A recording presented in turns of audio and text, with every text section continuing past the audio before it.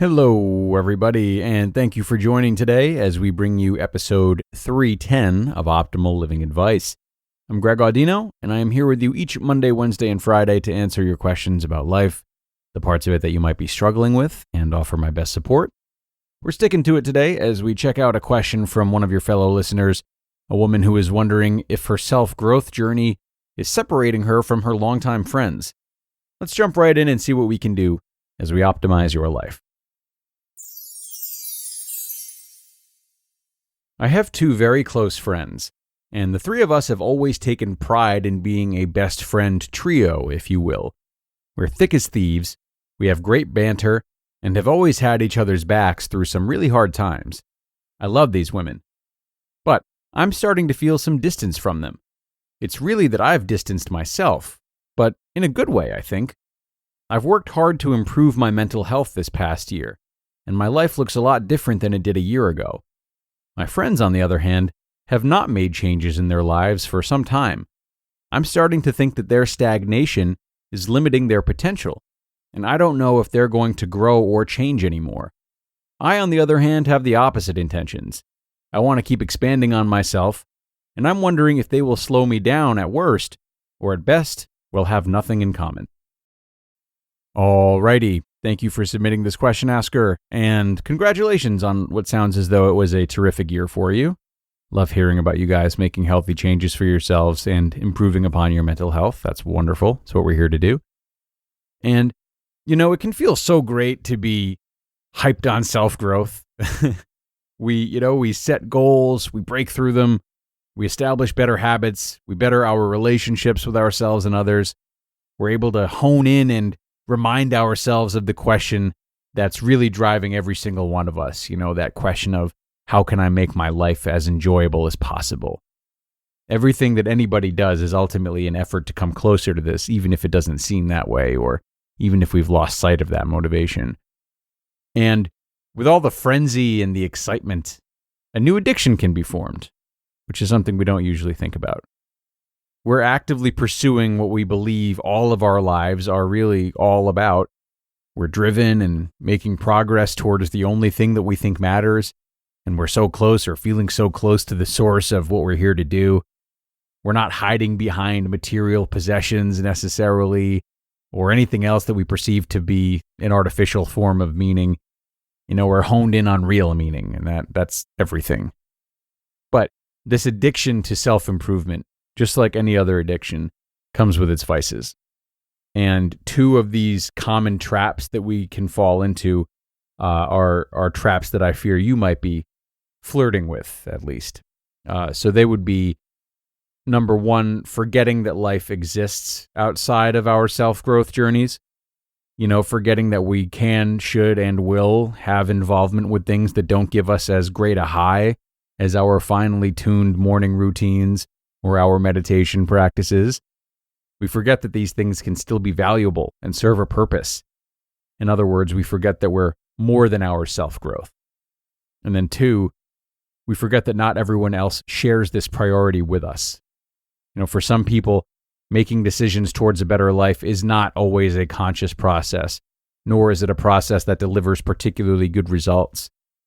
Some people don't have to or choose not to work as hard for it.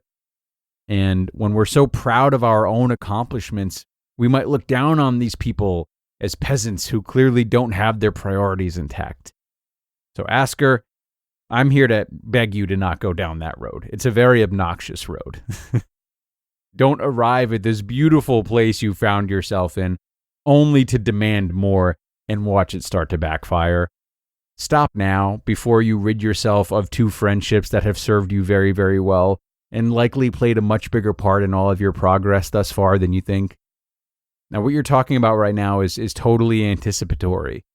You're assuming that you're going to continue this ascension and that your friends will only get in the way. You're judging them for maybe not needing to make the same type of progress as you do, or at least going about it very differently.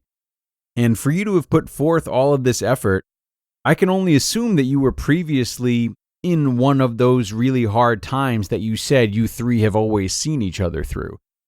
That means that they've seen you through this one. and that you have no real reason to think that they won't stick by you as you continue to grow. Don't remove yourself from these friendships just because these women have different lifestyles than you. If they start to shame you for your choices, or, if they have no interest in getting to know this new version of you, that's different. Then you can reach back out to me, because that would call for a new discussion altogether. But you've made no mention of any way in which these women have turned their backs on you. All they've done is made different choices, as far as I can see it. And that doesn't mean that they aren't still your biggest fans. So here's what I would recommend. And it comes with a fun fact about self-improvement that people always seem to forget. Instead of focusing on how to leave these women behind, focus on how to bring them with you. Not by forcing them into lifestyles they don't choose, but by considering how valuable they are to this version of you that has shed her old cocoon. You see, there can be a difference between our troubles as we've lived them and our troubles as we've identified them. You may have gotten over the hurdles that appeared to be front and center, but what about the ones that have been suppressed for a long time and have sort of become like clockwork? I'll share a little bit about me to help illustrate this idea. So I recently made a big move across the country, and I feel very, very settled now. Part of that was overcoming a lot of attachment trauma within the family I was born into, and just becoming okay with living away from them if I felt it was best for me, and understanding that this doesn't really affect my ability to love them and have good relationships with them. So that feeling was front and center for a long time. It really permeated my life, and I feel a huge weight has been lifted now that that's gone. Those were the troubles that I identified, okay? And I'm really proud of myself for overcoming them. But there are still nagging anxieties that I've had for years, things that impact me very subtly each day, and I've normalized these things, but not totally overcome them. So those are different. Those are the troubles I have lived. So I'm asking you, what are the troubles that you've lived? What are the troubles that are still lurking in the shadows of your big wins this past year? I'm betting that one of them might have to do with this reaction you're having to friends that aren't on the same page as you. Are you perhaps insecure enough in your individuality that you worry you'll fall right into the behavior of anyone around you who's living differently? Do you worry that a lack of praise or reinforcement will make none of this feel worth it? Do you feel unable to connect with people who don't have the same routines as you? Ask yourself questions like these instead. My guess is that they will help you grow in new and better ways, atop the amazing leaps that you've already made. Plus, you'll probably keep some really good friends along for the ride.